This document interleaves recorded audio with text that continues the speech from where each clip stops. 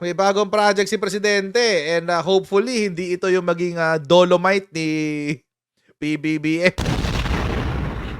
'Di ba alam naman natin yung Dolomite napakalaking issue no'n nung nangyari yun. Ang daming batikos, ang daming ano, 'di ba, sinasabi na si Digong ganito, si Digong ganyan, pangkurakot daw yung ginamit dun sa Dolomite, et cetera, et cetera. So, yung ano, yung Dolomite Beach, although it was okay and it's part of the mandamus order ng Supreme Court, pumangit ang imahe dahil dun nga sa bati-batikos. Ngayon, si PBBM may sariling ano, may sariling proyekto na related to the environment and making it more beautiful for quote unquote mental health. Kasi 'di ba yun ang sinabi na sa Dolomite? Mental health daw. Ayos But anyway, ayun. Anyway, pero ito ngayon yung kay PBBM, ito yung proyekto niya. Yung sa Pasig River naman. Ito yung kay PBBM. Initial phase of 18 billion peso Pasig River mixed use park unveiled to the public. Yan. Ito yung nangyari kanina. Mixed use park ang mangyayari ngayon sa may Pasig River. Ito pong event na to naganap kanina sa likod ng Manila Post Office, yung nasunog. Manila Central Post Office, ayan. Tapos, ayan nga, President Ferdinand Marcos Jr. is set to inaugurate on Wednesday, kanina yan, the first phase of the 18 billion peso Pasig River Urban Development, a mixed-use facility along one of Metro Manila's main waterway that will be funded by the private sector. Private sector to, guys. So this is very, very interesting. So PPP to, public-private partnership. Diba? The 500-meter embankment behind the Manila Central Post Office serves as a showcase for potential investors to see how the government can create a walkway with commercial spaces traversing the capital region, said Jose Rizalino Acozar, Secretary of the DHSUD. DSUD ang tawag na dyan DSUD. Kanina ko lang narinig yun DSUD. Pakinggan natin yung speech ni Presidente para mas naiintindihan natin kung ano ba talagang ganap dito. Medyo mahaba lang 12 minutes. Medyo mahaba lang 12 minutes ha. Kaya ano lang, pakinggan lang natin guys. So yan, bago tayo magpatuloy sa ating live stream, tayo muna magpapasalamat sa ating mga kaibigan sa Sendwave! Kung kayo po ay nasa US, UK, Canada, Italy, France, Spain, Ireland, and Belgium, may pwede namin magpadala na inyong mga remittances sa Pilipinas gamit po ang Sendwave. Yan, download nyo lang ang app, gawa kayo ng account, at ilagay nyo pa ang account details nyo. At pwede ay magpadala sa GCash, sa mga bangko, at sa iba't ibang mga, what do you call this? Pawn shop sa Pilipinas. At kapag ginamit nyo pa kayong promo code na Coach Jared, yung makakuha ay nakaragdagan $20 free credit! Hoy, yun. Kaya yan, gamitin na po ang Sendwave for all of your remittance needs. Okay, eto na.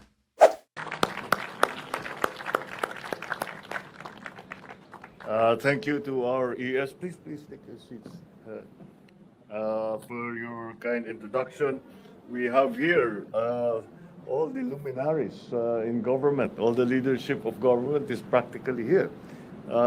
Led, of course, by the Senate President, our Senate President Pig Subiri, and of course the proponent of this very ambitious but certainly worthwhile project, the SUD Secretary Jerry Acuzar, all the cabinet secretaries that are here, the members of the Philippine Senate that are present with us today. Magaling to si Jerry, talagang kinuha niya lahat ng kailangan niya. Nandito lahat, na-corner kayong lahat. Metropolitan Manila Development Authority Chairman Romando Artes, the City Mayor of Manila Mayor Maria Sheila Lacuna Pangan. Andito rin po ang ating kaibigan na dating Senate President Manny Villar. At siyempre, hindi makumpleto, lalong-lalo na dito sa proyektong ating binubuksan ngayon, ang ating First Lady Luis Araneta Marcos. My fellow workers in government, all our distinguished guests, our partners in the private sector, without whom we could not have put this project together, at least not in the scale that we would have liked to. but their assistance and their continuing generosity and love of country has shown once again in that they have become active participants in what we are going to do with the Pasig River Development Project. My fellow workers in government, all our distinguished guests, and I have to say, there are many distinguished guests with us here this evening. Ladies and gentlemen, good evening. No river in our country holds as great a cultural and historical significance as Pasig River. Its flow has not only shaped the contours of our nation's capital, but the economic landscape of a booming metropolis as well. As the country's first nautical expressway, it brought people together and their produce to its tributaries along whose banks settlements grew and prospered. It is a witness to the ebb and flow of our history, transporting heroes during the birth of the Republic, the courage of patriots whose spirit was never broken in the watery dungeons of Fort Santiago. After the end of the country's colonial period, the symbol of executive power was housed along its banks. For a river that has given us so much, we have given back too little. Our stewardship of this national asset leaves much to be desired. A national deficit which we have never properly erased. I am personally a witness to this. Isa po akong anak ng Pasig. Bago po ako pumasok sa larangan ng serbisyo publika, nandyan na ang Bongbong Marcos na batang Pasig. I grew up by the Pasig River. Today, I work by the Pasig River. I live by the Pasig River. I shuttle between the two, my workplace and my residence, by boat through the Pasig River. So when it comes to knowing the state of Pasig River, I do not merely rely on statistics reported, but by sight and smell on my morning and evening commutes.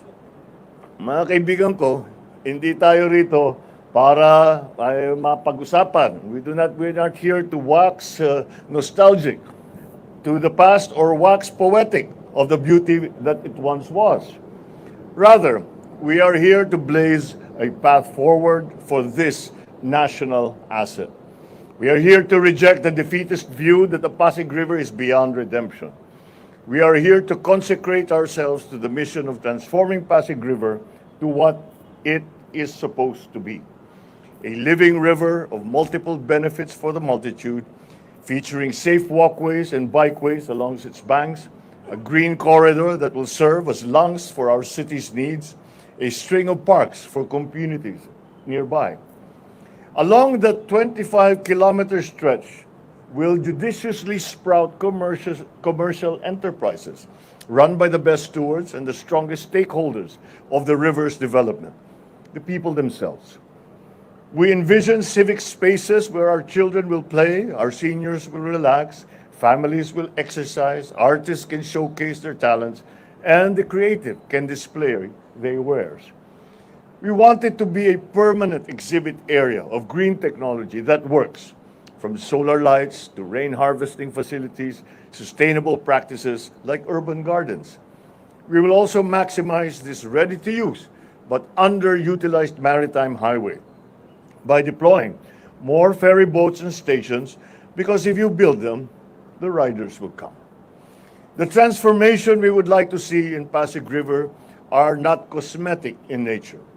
We will not paper over the river's fundamental problems, nor whitewash its grime while leaving the old and rotten still there. We do not want a river that is instantly made picturesque by coats of paint. We want a river whose transformation sinks to its very bottom. This begins by cleaning up the river, and some solutions are found upstream because waste disposed far from the Pasig River end up in the Pasig River, funneled through waterways which have become sewers. As the threat of climate change looms, we must save the poor and vulnerable living along its banks from the ravages of frequent and fiercer typhoons by transferring them to better homes, which they deserve. Make no mistake about it. it will be a people-centered and community-driven development with ideas crowdsourced from experts and carried out with political will. Si We Ayala. may never restore the river back to its pre-colonial pristine condition, but we can revive it to serve the present while preserving it for the future. We can stop it from being a petri dish of toxins and make it instead an incubator of progress and of best environmental practices. In some ways, the fate of the Pasig River mirrors that of our country and of our people. Both contain much untapped potential. Both move forward persistently despite years of neglect. That is why we have set into operation the Pasig Bigyang Buhay Muli. It is not a rebranding of the old, but PBBM ulit. revving up Pasig of new Bigyang Buhay and Muli. fresh ideas. Through Executive Order 35, the Interagency Council for the Pasig River Urban Development has been established and has been activated, with both the DSUD and the MMDA tasked to be at the helm. Kasama sa kanilang mandato ang abot-kayang pabahay para doon sa mga nag-aal sa balutan na tuwing may nagbabadyang bagyo. Kaya inuutos ko kay Secretary Jerry Acusar ng DSUD ang pabahay na tumutugon sa lahat ng antas ng pinansyal ng kakayahan. Gagawin natin ito sapagkat tama lang na kung sino ang malapit sa ilog ang siyang unang dapat mabibiyaan. Narito po tayo ngayon sa kilometer zero ng ating paglalakbay para makamtan natin ang minimithing buhay at masiglang ilog ng Pasig. Hindi po ito ningaskugon na kampanya o flavor of the month lang. This will be pursued relentlessly. Kaya ano ba naman ang bago rito? Tutukan ninyo at ang inyong Pangulo at siyempre ang talagang lead proponent nito ang ating First Lady. There will be scheduled milestones that will be strictly met from government agencies who are under orders to submit progress reports to local government units along Pasig River, to MMDA, DILG, to DSUD. I asked for a quarterly and yearly report submitted to my office because I want to see this prototype of redevelopment of Pasig River right here, right now, produced in sustainable speed and sustainable focus up to its final and logical conclusion. I have been advised that I should be cautious about linking the fate of this river to my political fortunes.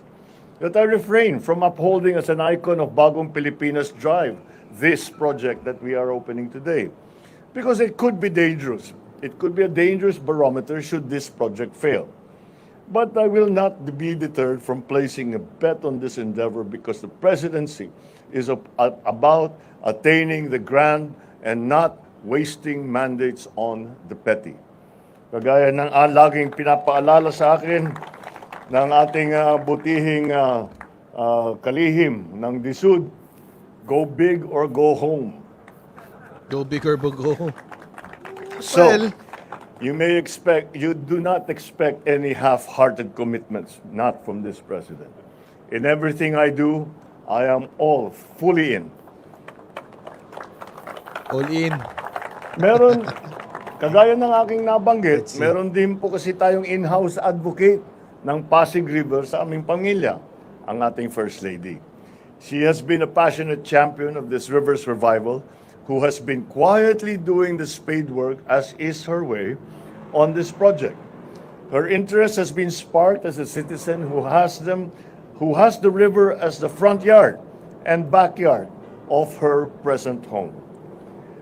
Alam ko naman na mahabang pakikibaka ito. Mahabang panahon ang kinakailangan ilaan dito.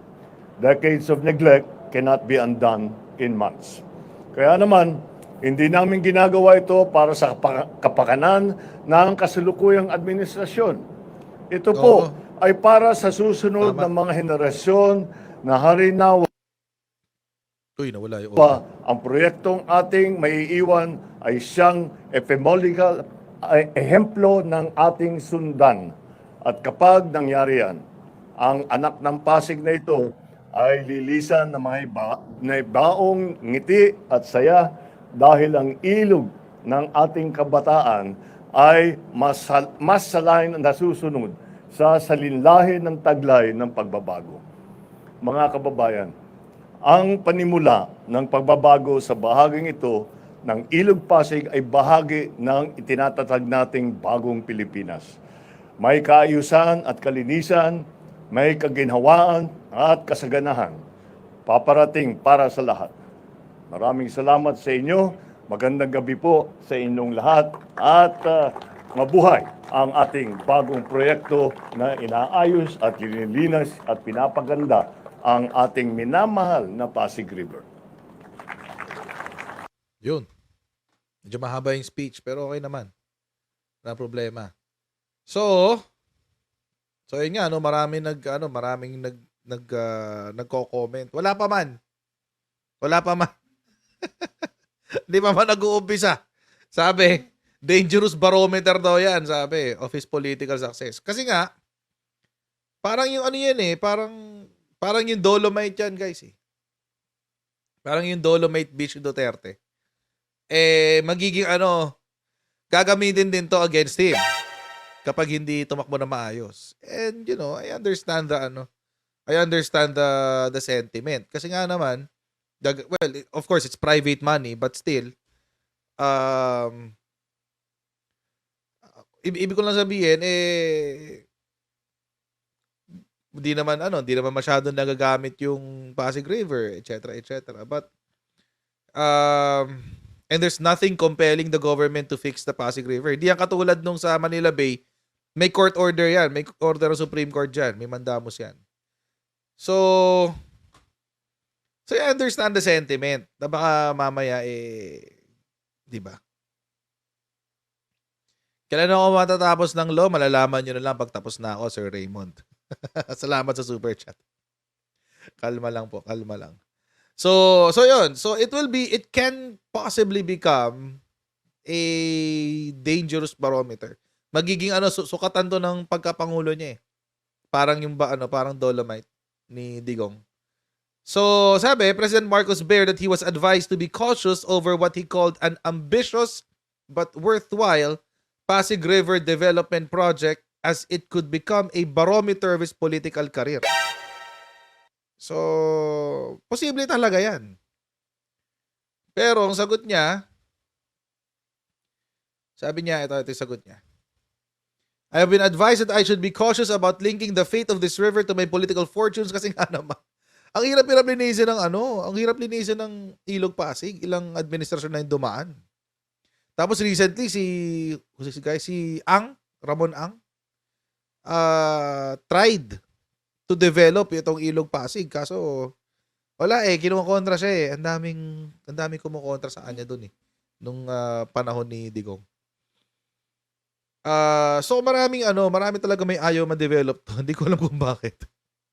So yun nga, I've been advised that I should be cautious about linking the fate of this river to my political fortunes, that I refrain from upholding as an icon of Bagong Pilipinas Drive this project that we are opening today because it could be dangerous. It could be a dangerous barometer should this project fail. Totoo naman, it can happen. At pwedeng siya dyan, pwede siyang kumbaga, susukatin yung administrasyon niya sa kung gaano ka-successful ang kanyang administrasyon sa pag-aayos ng Ilog Pasig. So, it can happen. Alam niyo naman sa politika sa Pilipinas. Yung 20 pesos nga na hindi pinangako, ginagamit against him. Ito pa na pinlano talaga niya. But I will not be deterred from placing a bet in this endeavor because the presidency is about attaining the grant and not wasting mandates on the betting. Kagaya lang na laging pinapaalala sa atin ng ating butihing kalihim ng DHSUD, go big or go home. Sabi niya. In everything I do, I am fully in. Yun ang sinabi ni Presidente. Naku, nai-imagine ko na naman yung mga nai-imagine ko na yung mga memes. Nai-imagine ko na yung mga memes na gagamitin dito sa statement na to ni PBBM.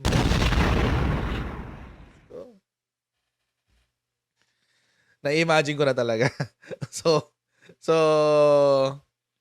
ewan ko lang. Ewan ko lang ha. Kaso, let's see. Salamat pong muli sa inyong super chat, Sir Raymond Malavega. Sana po takbo kang senador. I will vote. Ay, nako. Ngayon pa lang po sinasabi ko na hindi po mangyayari yan. hindi ko po papasukin ang politika, but thank you for your trust. Maraming salamat sa inyong tiwala. Pero never ko pong gagawin yan. Hindi po ako sasabak sa politika in any way, shape, or form. Pasensya na po. Pero anyway, going back sa ating topic. So, but alam nyo mga kochero, this can be, sabi nga ni Presidente kanina ang maikinabang dito yung next administration. Ang maikinabang dito yung next administration, kung hindi man, kung sino man yung magiging presidente sa next admin, siya yung maikinabang dito. Si PBBM ang magtatrabaho pero next admin na maikinabang, maniwala kayo. Actually, kung tutuusin nga, nanghihinayang nga ako dyan sa Dolomite Beach. Kasi, hindi mo siya ma-maximize. Hindi mo alam kung paano mo siya i-monetize eh. Diba? Unlike itong si Pasig River, marami kang pwedeng gawin. Pwede mong gawing tawag dito? Nga, sinabi naman kanina ni PBBM, yung pag-ferry ng mga pasahero. Ginawa na yan before, hindi lang nag-click. Kasi during that time, ang baho talaga ng Pasig River. Ang baho kasi ng Pasig River. So ang hirap tagalan. So siguro kasama dun sa 18 billion na yan is yung paglilinis nga ng Pasig River. So yun. So ano pa ba? Marami pwedeng gawin dyan eh. Di ba nga yung project pa nga dyan ni Ramon ang gagawa ng expressway mismo sa gilid? Gagawa ng expressway mismo sa gilid ng Ilog Pasig. Diba? Yun, ganun pa nga yung gustong project dati. Pwede mong gawin yun. Marami kang pwedeng gawin dito sa Ilog Pasig. So, this will be more profitable sa government. And mas may pakinabang dito ang publiko kaysa sa Dolomite. Yung Dolomite, lang yun. Hindi mo nga masabing tourist spot eh. Tourist spot ba ang Dolomite Beach? Hindi ko alam eh. Hindi ko alam kung tourist spot ang Dolomite Beach. Pero, di ba? At dito sa Ilog Pasig, marami kang pwedeng gawin dito. Pwede mo lagyan ng highway. Eto nga, gagawa nila ng park, etc. But parks yun. Sana hindi lang siya gawing Freedom Park. Kasi kapag Freedom Park to, di ba pwedeng gagawa baka gawing lugar ng rally ng mga aktivista. Tourist spot sa DDS. Anyway. So, yun. So, marami kang pwedeng ilang talaga pwede ko masabi dito marami kang pwedeng gawin na magiging profitable. Not profitable, but magiging beneficial sa maraming Pilipino.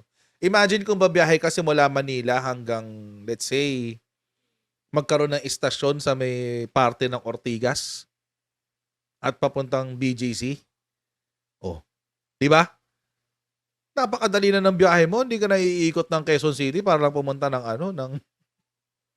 Ortigas. Doon ka na lang, mag-ferry ka na lang simula sa dulong-dulo. Let's say, doon sa may Manila Post Office, yung pinakaunang istasyon, dire-diretso lang yun, upstream lang yun, papunta ng Ortigas. Diba? So, sinabi naman ni PBBM, you build it, people will come.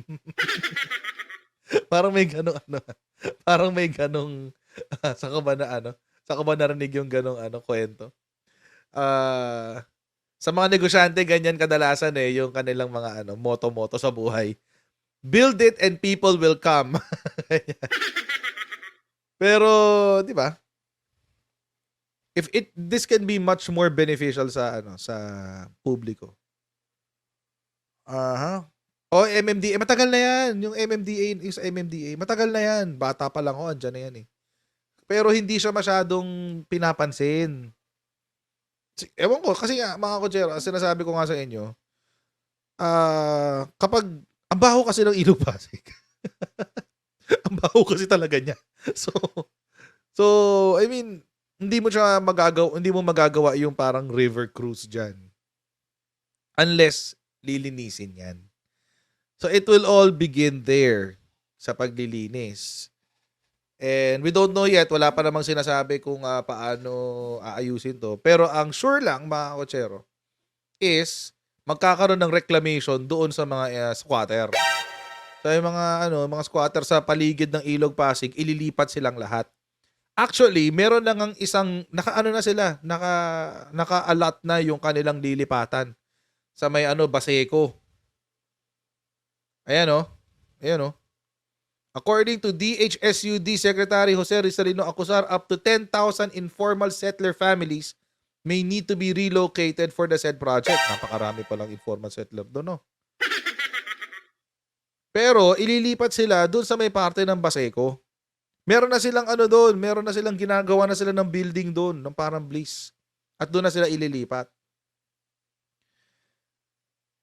So, siguro ito yung umpisa ng cleanup. Pwedeng dito ka mag-umpisa ng cleanup. Pero hindi pa dyan matatapos kasi iisipin mo rin pati yung parte ng ng Laguna de Bay. Doon naman ang kalabaw mo, Burak. Di ba? So pag yung Burak na Manila de Bay, syempre bababa syempre lalo na pag bumabagyo. Bababa yun sa may Ilog Pasig. Kaya nag-o-overflow yung Ilog Pasig na yan eh. Dahil doon sa Burak na yun. So that's another thing that you have to consider. So hindi to overnight at hindi ito makukuha ng isang taon. It may siguro yung doon lang sa paglalagay ng pundasyon para maging maganda tong lugar na to. Itong 18 billion na to, baka majority nito sa pag-aayos ng waste. So, let's see. But hopefully, alam nyo kung maisasakatuparan to. Ang laking pakinabang nito sa atin lahat. Lalo na yung ferry. Ay, mga kotsero, sinasabi ko talaga sa inyo. Kung maayos lang yung ferry na yan, magkaroon ka ng magandang port, tapos ife-ferry ka sa mga main locations ng Metro Manila. So start ka sa Manila, tapos meron ka isang drop-off sa Guadalupe, tapos Ortigas, tapos dun sa may pinakadulo sa may dulo nito. Rizal na yata yung pinakadulo. Kahit dun lang, so Manila, Guadalupe, Ortigas, lagyan mo na rin sa Taguig. Tapos yun sa pinakadulo sa Rizal. Ang laking ginawa niyan sa mga bumabiyahe. Maniwala kayo dyan. So, let's see. And let's hope for the best, mga kotsero, kasi basta importante, wag na natin tingnan kung sino ang nag-umpisa. Tingnan na lang natin kung ano yung pakinabang sa atin lahat. Diba? Yun ang importante. Yun ang importante. Magagalit na naman ang mga DBS niyan. Pupolitikahin na naman ang mga DBS yan. Sasabihin, parang bigas lang yan. O hindi pa rin umabot ng 20 pesos. Paglilinis ng Ilog Pasig, kasuhin. Diba? Kung ang ganyang mindset, wag na nyo isipin. Wag nang ganun. Isipin nyo na lang, may pakinabang sa atin lahat. Kung ano may pakinabang sa atin lahat, tigilan nyo na yung pagpupolitika. Walang mararating talaga yan. Pagpupolitika nyo, walang kabutihang dudulot sa inyo yan. Kalma lang kayo. Chill. Pero this will take a long time. Siguro, sabi ko kanina, yung buong administration ni Presidente, baka naka-dedicate lang yan dyan, buong administration, sa paglilay ng foundation para maipagpatuloy yan ng susunod na presidente. Ay, pero sana ituloy. Kasi maganda talaga to. Maganda yung project na yan. Kaya sana wag nilang isabotahe, di ba? Yung mga ganun mga weird mag-isip. Ba't kayo ganyan? Kung ano yung ikakapakinabang namin, ayaw nyong gawin. Nakakainis. Anyway. Okay. So, mga kotsero, maraming salamat sa inyong patuloy na pagsuporta sa ating channel. Please don't forget to like, share, and subscribe sa ating YouTube channel. Pa-follow na rin ang ating Facebook page, guys. Pa-follow na rin yan. And I'll see all of you in our next Coach Jared Live. Alright? Bye, everyone. See you next time. Bye.